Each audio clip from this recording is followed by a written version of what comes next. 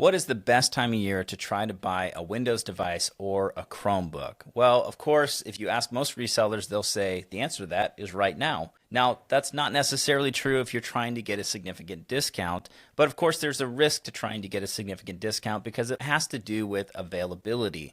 At the end of the buying cycle, which is often actually in the late winter or spring, is when all the old devices are coming out of the market and new devices begin to land in the early to late spring. Now, most schools do their RFPs in the spring or the summer, and ironically enough, that's when technology tends to be the most expensive because all the new Intel chipsets and AMD and MediaTek, all these chips have been just released, products have just been made, and they've just hit the market. Now, if you could somehow save a lot of that technology budget and spend it in the winter or spring, I've seen folks save as much as 20 or 30% on their device purchases.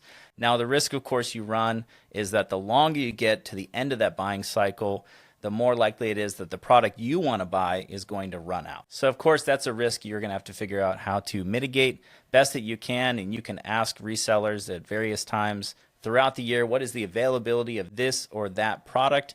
And it's not hard for them to often look up the availability of those goods. So if you want to know what's the best time of year to buy a Chromebook or a Windows device and get a good deal, think about it in terms of the Intel chipset release, which is often in the beginning of the year, and new devices show up in the spring. And then you look at the end of that life cycle of when the products are released, and in the winter or the early spring, most of the devices are being clearanced out from distribution to make room for the new devices, and that's a great time to buy product.